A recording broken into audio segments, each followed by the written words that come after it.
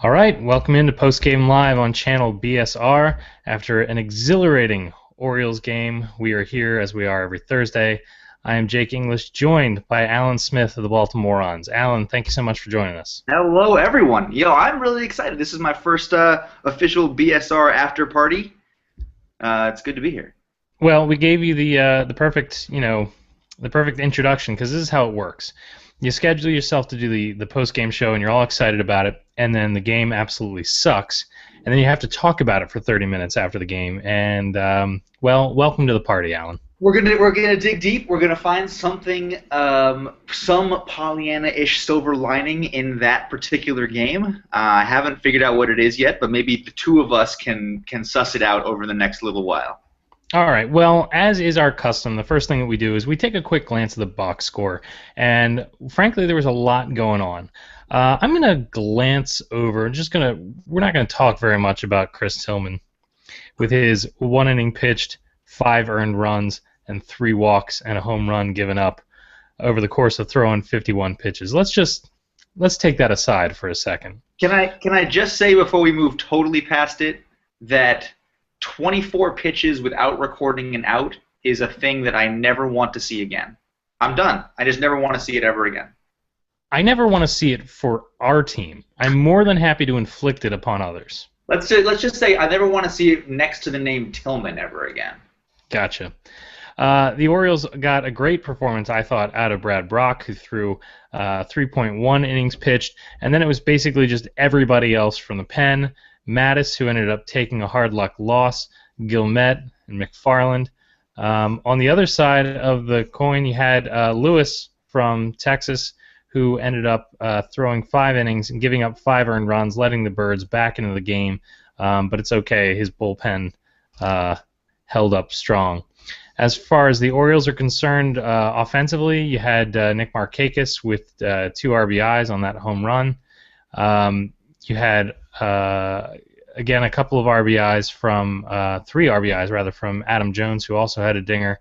But almost everybody contributed from the lineup except for Cruz and Jonathan Scope and, well, of course, Caleb Joseph. Scope actually hit the ball pretty hard a couple of times. There was that near the end of that game when it suddenly looked like we may have a rally going after Jones's dinger. I really thought that he just squeaked one by Beltre for a double there, but 'twas not to be. 'Twas not to be. All right. Well, here's what we do. From here on out, we'll go through our highlights, our lowlights. We'll take a quick glance through offense, defense, and pitching, and then we'll get out of here. So, Alan, as far as your highlight for the evening, what do you have for us? Well, as you can see here, I've switched out of my Jeremy Guthrie jersey that I was watching the game in, and I've switched over to my Michael Bradley jersey. My highlight for this game is the fact that the World Cup is exactly 1 week away, and I am very excited to support the U.S. men's soccer team in their quest for their first ever World Cup victory. 221 against odds right now for the U.S. to win the World Cup outright, but I think that that's about right, and I'm excited to support them. You said soccer, right? I did. I'm sorry, you're breaking up. You said soccer, right? I do have a little bit of a highlight from the actual Orioles game that we are allegedly here to talk about. I think that the bullpen actually did remarkably well. The 3 runs they gave up were off of 3 errors by J.J. Hardy, and while I think 2 of them ended up being earned, that inning went way the fuck too long. And I think that by and large, coming in with men aboard and 0 outs in the second and only giving up 3 runs the rest of the way is actually pretty impressive, and I felt good about it. Sure, I will absolutely take that. My highlight is the Orioles jumping right back into the game after getting down by 5 and putting themselves in a position where you could think, well, they could actually do this. And I think that's really the difference, in the post-2012 world versus the Orioles that we had grown accustomed to, is that, in the 2010 era, the Orioles would get behind by 5 and you'd switch the channel because you knew how the game was going to end. But here, it's not over until the innings actually get played out. So it was nice to see the Orioles continue to have some fight in them and to keep it close to the end. Second time this road trip that we've been down by 5, rallied to tie or take the lead, and still managed to lose the game. You're killing me. You're killing me, Alan. All right. As if that weren't enough, let's discuss our lowlights for the evening. What was your lowlight? That first and second inning, man. I can't. I don't know. I don't know what we do with Chris Tillman. About half the time I think he's a worthwhile major league pitcher, and the other half of the time I think we have to just take him outside and put him out of his misery. Yeah, you saw on Twitter a lot of people saying, no, Chris Tillman does not have any minor league options. You can't send him to the minors. But my question is, can we send him to Siberia? Yeah. I mean, when you run somebody out there and you're in a 5-0 hole before you've even got a real chance to swing a bat, you expend a lot of energy coming back from down 5 runs. It's a lot of work. Everything has to really hold together, and you put yourself in such a deep hole that it's like the anti-ace. It's like not only do we not have a stopper every 5 days, but now we have somebody who every 5 days I'm in an absolute tizzy every time he takes the mound. I'm sorry, you're an absolute what? Tizzy, and I stand by it. I just wanted to see the motion again.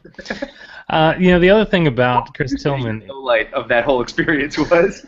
The other thing about Chris Tillman is that, if this was Miguel Gonzalez or anybody else in the rotation having a season like this, he would be on the bubble. But because he's our, first starter, quote unquote, he's the opening day guy, he gets a lot more leash to go out and do this kind of thing. I hate to say it, I think that's the Arrieta treatment. I think that's exactly the same thing where we're running somebody out not because he is particularly good, but because we've convinced ourselves that he needs to be good, and that is bad.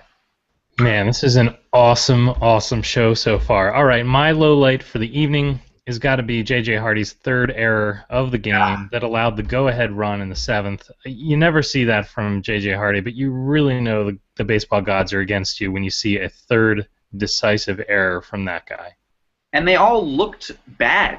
I mean, he's usually such a smooth operator that you almost take a breath and relax when the ball gets grounded to him. It's weird to not have that come out. It was also weird because I think it was the last out of the 8th inning, the ball got hit to short, and I was like, oh, God, please just catch it. Oh, God, please just catch it. I was like, oh, I'm saying that about J.J. Hardy. What world is this? Yeah, it's a disturbing world and one that I never want to return to. But, one of the things about those 3 errors is that it was a very high work day for the middle of the infield. I mean, I don't know. Let me check how many double plays there were, but it felt like every time I turned around, there was another double play, and looks like the Rangers ended up rounding into 4 of them. Nope, sorry, 5. 4 for sure.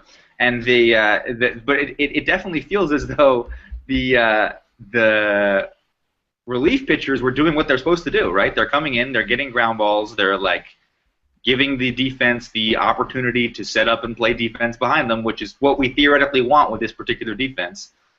Didn't work out today. Instead, they decided to break our hearts. All right, well, let's get to all that in just a second. First, let's do the offense. A couple game notes. You had a great one to lead us off. Well, I'm just getting upset at the fact that it feels like Masson and other sports technology purveyors have these new toys, and they want to use their new toys, but I don't really understand what the toys are telling us. And specifically, it's this ball off the bat statistic. I understand physics well enough to know that if someone swings a big piece of wood and he hits a ball that someone else has thrown very hard, the point of contact, the ball is going to change directions very quickly.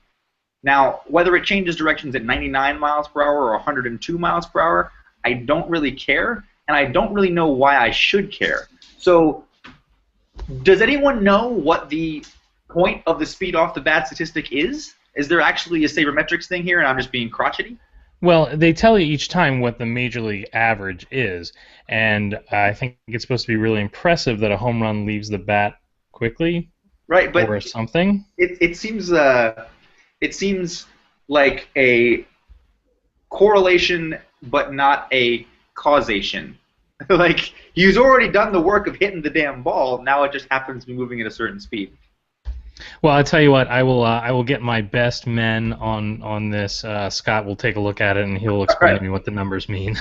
that sounds good. Actually, here's what I want to know. See if Scott can find out the slowest speed off the bat that has ever left the yard.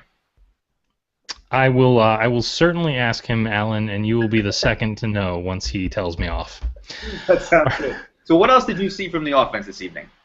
Well, an interesting thing for me is that we saw uh, Caleb Joseph, who I have openly mocked, Yep. is now starting to actually provide things offensively and defensively. You noted here in the show notes that he's up to a sparkling 128 average. But something I was impressed with him tonight was not only his ability to finally get on base, but he does not have Matt Wieters-esque speed on the base paths. And Cool. tonight he put on a clinic of getting around, first to third and scoring back when I thought it would matter. So I just want to kind of throw it out there that Caleb Joseph was impressive on the base paths in a way that I was not expecting from a backup catcher. Yeah, and if he was above the Mendoza line, I would feel like I'd feel really good about that. No, I take that point, and I actually think that there's something is interesting happening. I think he played 5 of the 9 games on the road trip, started 5 of the 9 games, which means that Buck something in his approach or see something in what he's doing to not put Nick Hundley out there. And I do, in fact, trust Buck Showalter with everything. My life savings, doesn't matter. Buck can take it over. So I'm not gonna doubt that yet. I really do think we can't have 2 people hitting sub 150 in our lineup at the same time. But I guess I would be happy with none. None would be okay. but I think we can handle 1. We can float 1 at any given time. All right, fair enough. Hey, who is this new Nick Markakis, and what has he done with the slap-hitting leadoff man that we've had all season? Yeah, developing this power streak and also watching. I mean, he's still got the Nick Markakis eye. Actually, to go back to Caleb Joseph for a second, that particular at bat when Joseph was running on every single pitch, and it was I think a 3-2 count, and he was being sent every single time, was really interesting because it spoke to the fact that Nick Markakis is so trustworthy that Buck knows he's not going to strike out. He'll at least foul the ball off or he'll take a walk, but he's not going to strike out in that position. And it's really exciting that we have that kind of guy who then every so often is also going yard. It's Nick Markakis is showing a lot right now. I think he's playing real well. Yeah, if only he was like in the middle of a career year and the Orioles needed to make some sort of decision about what they were going to do with him. That's how Orioles play. Also, on the offense, we saw a pretty good night from Chris Davis. He followed up on his home run from last night with some hits today. If he can get out of his funk, that would be for the best. But what we did not see tonight was a thing from Nelson Cruz. And you can't really beat up on the only guy that's been producing all season. But, boy, it was untimely for him to disappear tonight. Especially when you put him in the 3-hole. He had a lot of at-bats with runners in scoring position. I mean, I think you're right. He gets a couple of those days before I even notice that he's missing. But it would have been nice. It would have been nice. I think he had a good enough return to Texas that we can give him a pass though. Sure. All right. Anything else from you on the offensive evening? No, I mean I think that it is really great that the bats have turned around enough that a 5-0 lead in the top of the second felt like, all right, well, let's just get this done. Let's grind this out, and we're going to be back in this game at some point. Super exciting that that's the offense that we're finally getting to see. Hope we can keep that going and have the starting pitching round out so that we can really kind of break off a 7 to 10 game run like the Jays are doing, like the Red Sox are doing. But right now, as much as we have sort of maligned this offense of getting its bats together, it seems like they're coming around. Sure. All right. Well, let's move on. Let's talk about the defense. If it's okay, I wanted to start off and talk a little bit about Chris Davis, who I Yeah. don't think gets enough credit for his defensive prowess. He laid out to get some assists tonight. Throwing the ball to second base in both the first and second innings in a way that, especially as the game was starting to get away from us, was pretty significant at the time. Yeah, stop the bleeding. I mean, I think the dude is just a incredible athlete.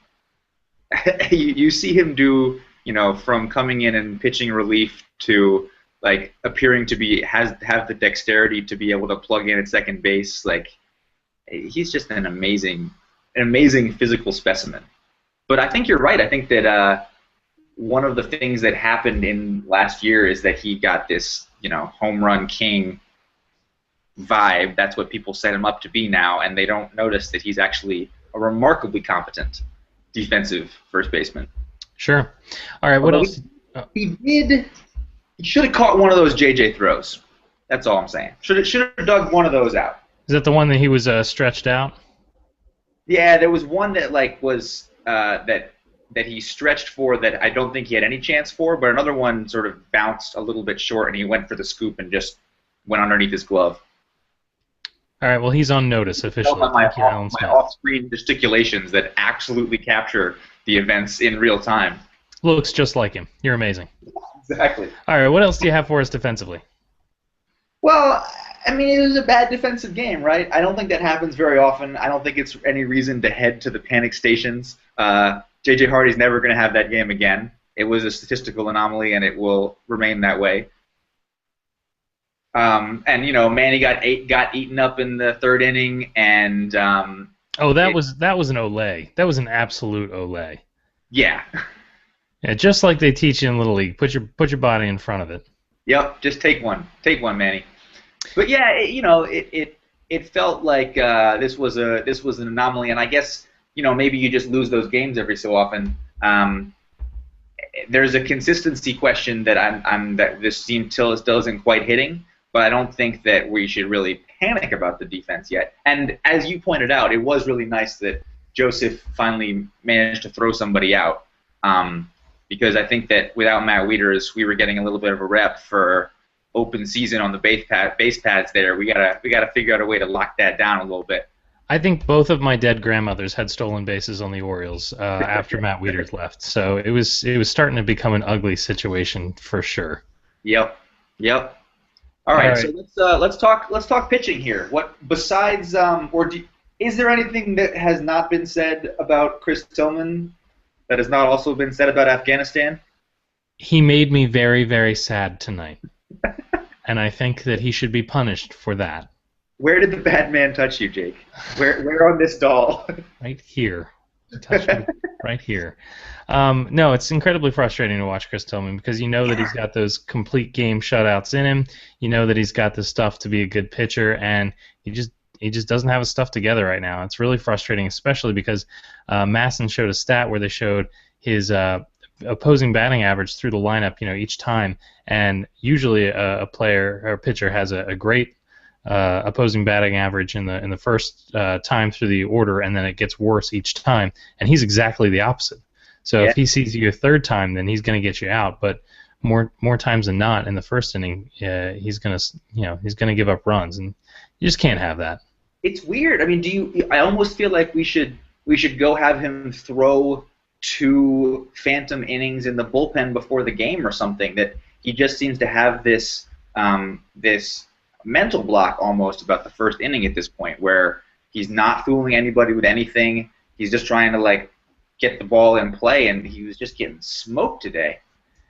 Yeah, I mean, I don't know what it is. It's unfortunate, is what it is. Do you take any stock in this? He wasn't supposed to pitch, and then he had to get shoved in here because Gonzo couldn't go. And yeah, I would absolutely put stock in that if I hadn't seen this show already. Yeah. If I hadn't heard this story, if I didn't know how it already ended, I would be a lot more moved by that explanation. But no. Masson, in a desperate attempt to to stop the panic, mentioned that on 6 days rest, he's something like 11-3 with a sub 3.5 ERA. and that being much better than his other stats, and suggesting that if he'd just gotten that one more day of rest, then we would have seen a different Chris Tillman on Saturday. But yeah, I'm Yeah. with you. I Um, don't see. I'm not buying it. And if he goes out and throws another clunker in the first and second inning in his next start, I think you're at the point where you got to do something about it. Like I said, if he was Gonzalez, he would already be bounced out of the starting rotation.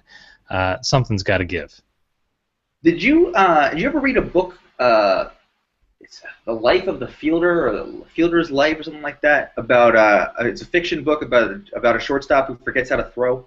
No. Really interesting book. Came out in 2011. It's a nice little read. Not like a super in-depth anything, but it's about sports psychology at its basic point. And it looks to me like Tillman goes out there and he throws three balls. And if someone hits one of those three balls, he's just like, oh, we got bad Chris. That's how it's going to be. And he can't get his head straight to recover from that. I think you just got to get him to see a shrink. All right. Well, let's work on that. But Chris Tillman was, a large part of the reason we lost tonight. But the guy I want to start talk about is Brad Brock, because Okay. I really think that he saved the bullpen and almost the game, really, Yeah. in just Gave another us a clutch legitimate performance. chance to win. What's that? Gave us a legitimate chance to win. Oh, absolutely. And he's done this before. He ate up 4 innings in a previous mop-up duty where the bullpen could have been absolutely destroyed. And you got to understand, we're going into a tough stretch of games here, starting with Oakland, who's just playing on fire right now. And we've got to keep up with the Blue Jays, who, God, I can't remember the last time the Blue Jays lost. So I thought it was a real big step for Brad Brock tonight to basically make it so that we didn't have like a starter throwing a couple of innings of relief and ruining the staff for the next couple days. It was effective. That's the other thing. It wasn't that he was doing mop-up duty and he just got us from point A to point B. He looked good. He was efficient. Yeah, he was not getting into the same Tillman-esque 3-2 counts every single time. My question about these relief guys, what's the difference between being a good long reliever and being a good starter? Is it just that we don't think that Brock has the length to go 6.5, or the skills to be someone that you game plan for? Well, I don't know anything about Brock because we haven't had him long enough. I don't know his history, and you got to think that all relievers started out as starters at one point and then failed to make the conversion.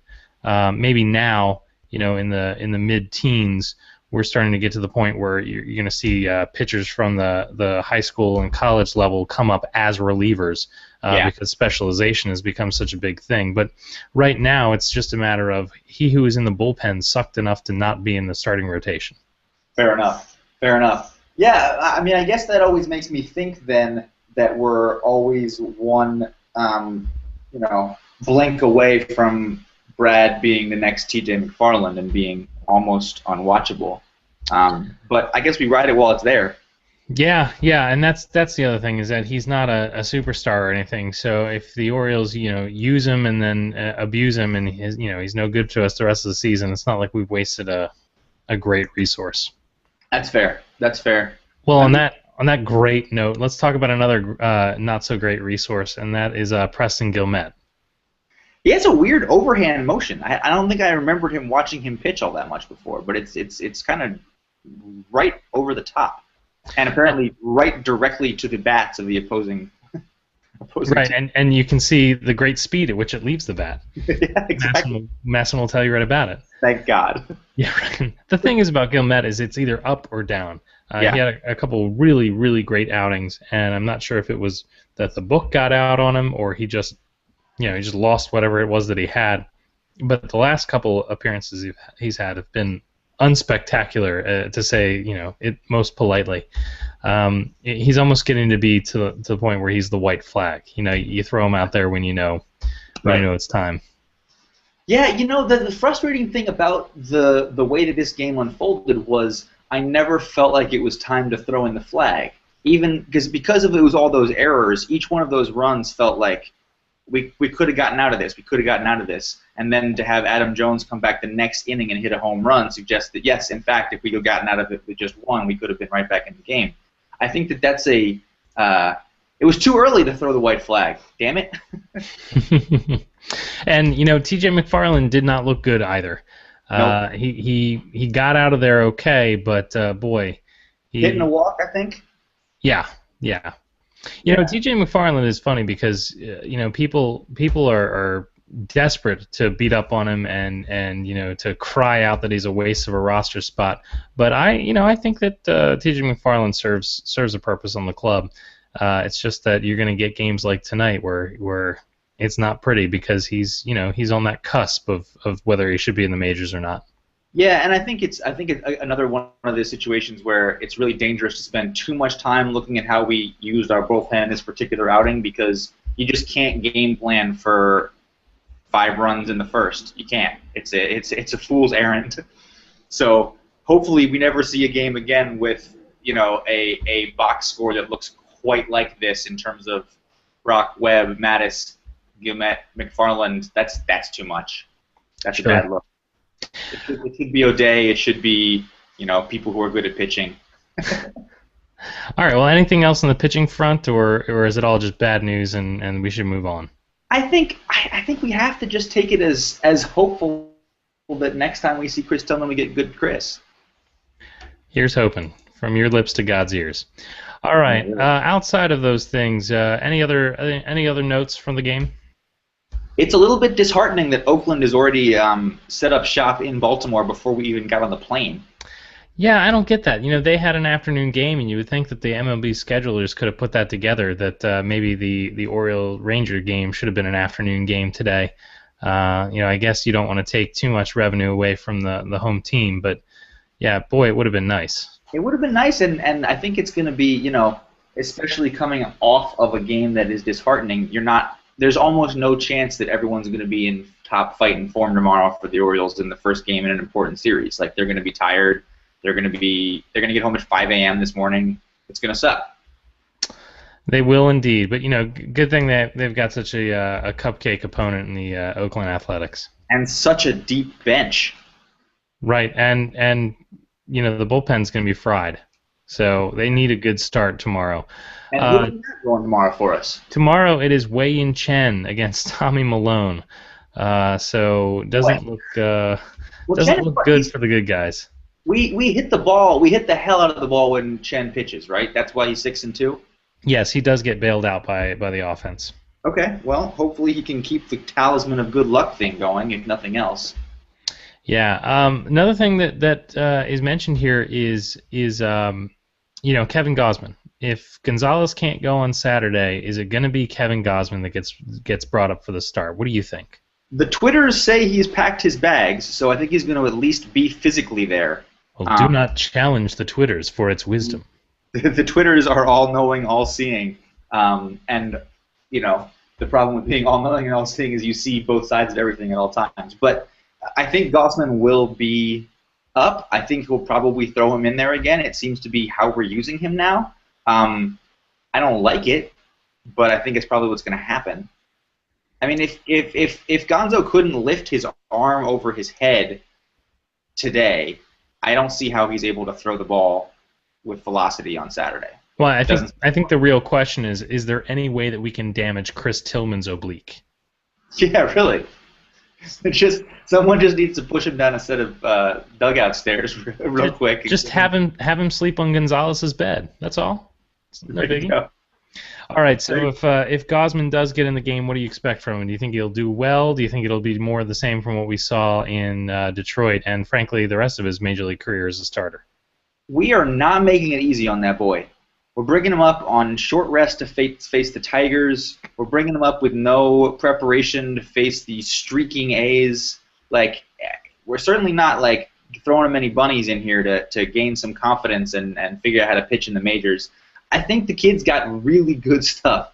He seems to be, by every definition and by every way of looking at people, he's a good pitcher, but I don't have a lot of faith in our AAA team to turn good AAA pitchers into starting major leaguers. Yeah, Yeah, Gosh, Alan, that's an original take, you say. That's true. I'm not the first person to say that, but it's hard to keep the faith given that every single one of them seems to be Chris Tillman and not, you know, Steven Strasburg. yeah. Well, it definitely is Kobayashi Maru for Kevin Gosman. I think he's in the no-win scenario. But it all goes back to that. Should they trade young starters for a guy like Samardzija or frankly anybody else? If the Orioles can't turn out good quality young pitchers, but can turn out a lot of trade chips, maybe they're using the assets wrong. Yeah. I'm starting to think that maybe we need to start thinking about it. And heck, if we give away Kevin Gosman and he turns out to be great somewhere else, that's no guarantee that he would have been great here because our system does an excellent job of ruining young pitching. So definitely something interesting to keep an eye on. Sam Dingman, co-host of Baltimoreans, I've heard of him. has become, I would say, mediumly obsessed with the notion that the suddenly plummeting Tampa Bay Rays are going to become sellers at the deadline, and we can flip Gaussman for David Price. Discuss. And is he drinking in the afternoon again? Most of the time, I would say. Okay, because it seems unlikely that a team would trade within its division and give away its best player for a maybe. It does seem a little bit hard to imagine. Okay, let's say we do call him up. He does go on Saturday. The Orioles are coming off a win. It's a 4 p.m. game. Is that right? It's a day game. What do you see Gaussman being able to turn around and do? I think you're right in that he will fall on his face. I think that we're not setting him up to win. I think if you want him to win at the major league level, you need to call him up on a day he's not pitching, let him get settled in, you let him know when he's going to pitch, you let him know that he's going to stay here if he sucks in the first time or first couple times around. You get his comfort level up, and you go from there. It's got to be really tough to feel like you're being judged. Your stay in the majors is an inning by inning experience. Yep. It's the opposite of the Chris Tillman, essentially. And I've said this before, and I don't know if it was on our show, if it was on this venue, but Zach Britton has said that he's learned a lot about pitching from having moved into the bullpen at the major league level because he's constantly watching, he's constantly sitting with 6 other guys that are major league pitchers and with coaches and breaking down each individual situation rather than kind of just milling about in the dugout in the games that he's not keeping score or whatever. And I wonder if the old-fashioned way of bringing up a pitcher and cutting his teeth in the bullpen doesn't have some merit from that standpoint, where maybe we ought to be considering bringing these guys up and giving them a treatment in the bullpen and then allowing them to move into the starting rotation once they have something to lean on as far as experience at the major league level is concerned. I think that makes a lot of sense, and I think it's interesting that you were starting to see little bits of that with Bundy in his cup of coffee in, when was that, 12, 13? 12. And now that seems to not be how we're developing Gaussman at all. I think it's an interesting choice. I also think that maybe the one, I'm not particularly a Johan Santana believer, but I think one of the things that's going to be really useful about that is as he hangs around AAA and that club, he seems to be taking guys under his wing, and he seems to be providing a little bit of what you're talking about, which is this person to take Dylan Bundy aside and say, look, this is how you teach yourself how to pitch, from someone who has done that. Hopefully he can get to Gaussman too.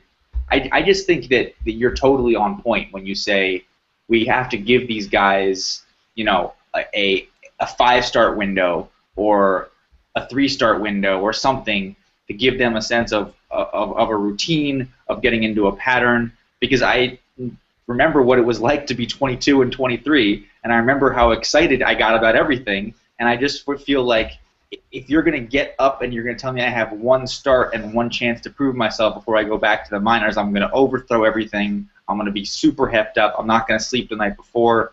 There will be nothing that is routine and patterned about this experience, and baseball seems to be a game of routines and patterns. Absolutely. Well, Alan, the Orioles lose tonight, and life sucks. But it's a loss at the end of a win streak. And the best part about baseball is they've got the chance to go ahead tomorrow and get it right. Do it again Uh, tomorrow. so, hey, I'm a huge fan of the Baltimoreans podcast. It is the highlight of my week and often bails me out of horrific work situations. So tell me of all the things that I can look forward to this week on Baltimoreans. Well, this week, Baltimoreans was a little bit late on our usual published schedule, so it's in fact going up even as we speak this very evening. So you can go download our newest episode of Baltimoreans right now, or maybe tomorrow morning when you wake up, depending on our upload time. And next week, we are going to try once again for our second live call of the Orioles baseball game. So tune in next Friday, Friday the 13th, to hear Sam and I bumble through the Orioles versus Blue Jays experience together live. I don't want to make this uncomfortable for you, but I cannot stress how much I enjoyed the first time you did this. So if you are listening to the sound of my voice, I encourage you, I compel you, make sure you catch the Baltimoreans do their broadcast of the ball game. It is well worth that free price of admission. Thank you, sir. And if you've enjoyed me being inarticulate this evening, I just get much, much more inarticulate when I'm also trying to describe actual gameplay. So, Jake, what do you have on tap for this week's Bird's Eye View? Well, that would imply a lot of planning. Actually, Scott and I have been working with a guest over the last couple weeks who has been, managed to have other engagements over the last couple of recording schedules. So we're quickly trying to reprogram a show and hoping that the following week will be even more exciting. So We're looking like once again not available this Monday. Absolutely. Bummer. Ah, man. I want to get to this podcast. All right. Are you the kind of person who ever flexes outside the game of baseball? Because I'll tell you, the time when I am the least responsible and the most jingoistic and probably the most absurd as a sports fan does kick off in about 7 days. So, Bird's Eye View, that's nice. Baltimore Sports Report, that's great. But I'm about to disappear for a month into World Cup fever. So, good luck, Orioles. I'll be back in a month. All right. Well, you enjoy that. You and the rest of the world that's not here. And in the meantime, we're going to sign off for tonight. Again, O's lose. Everything sucks. We'll try again tomorrow. Tuesday, we'll be back with another post-game show. Thanks for sticking with us. Have a great night. For Alan, I'm Jake. Bye.